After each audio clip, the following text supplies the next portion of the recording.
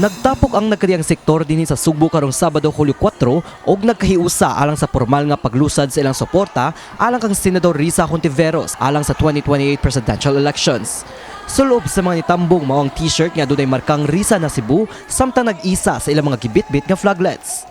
Usa si nitambong maong 69 anyos nga jeepney driver nga si Tatay Perhentino Caruana. Matud niya nipalta usa siya sa iyang pagpamasada karon aron makatambong sa maong kalihukan ug ipakita ang iyang suporta kang Hontiveros. Alang kaniya, kanunay nagbaro ang senador alang sa kayuhan sa mga Pilipino apil na ang pagpanalipod sa katungod sa mga driver. Doon naman siya agin agod. Buotan sa dili pa para sa uban pa nga. Kanang baylag pag-eleksyon mutagad.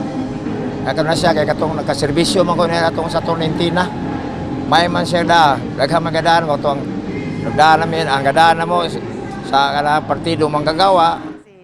Gihangyo usab ni Caruana ang publiko nga dili daling motuo sa mga negatibong post sa social media bahin kang Hontiveros nga iyahang gihulagway nga butang-butang og pagpangdaot lamang. Mahinumduman nga sa pagbisita ni Hontiveros sa Sugbo ni adtong Hunyo 19, gibutyag niini ang posibilidad sa pagdagan alang sa labing taas nga pwesto sa nasod. Apan giklaro na sa senador nga ang iyahang desisyon magdipindi gihapon sa hukom sa ilang partido kung kinsa man ang ilahang suportahan. Ay, walang iba kundi Risa na!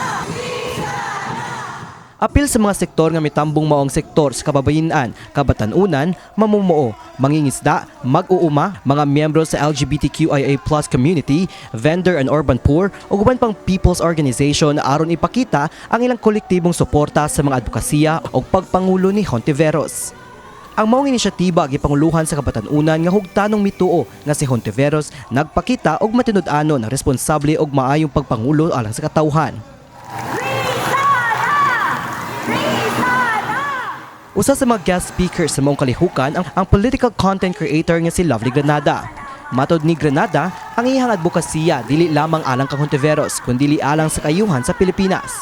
Ingon pa niya isip usa ka political commentator, magpadayon siya sa pagpamulong sa mga isyu nga iyang gituuhan nga mahilungdanon sa nasud bisan pa man sa mga kritisismo nga iyang nadawat. Kaya niya nga mubarog sa iyahang baruganan bisan pa mag-inusara na lang siya kay kasagaran bitaw sa mga politiko no. Magpaling-paling ba, depende kung unsay mo benefit nila. Pero si Risa, bisan pag nag-inusara, iyahag yung barugan. Mitubagsab si Granada sa mga pagpangbash o mga negatibong komento nga gipangatubang ni Hontiveros sa social media. Apan giingon niya nga nalipay siya sa kadaghan sa mga sugbuan ng nitambong o nagpakita og suporta sa paglusad sa Risa na Cebu. Kini si Mark Ermas, alang sa MyTV Cebu.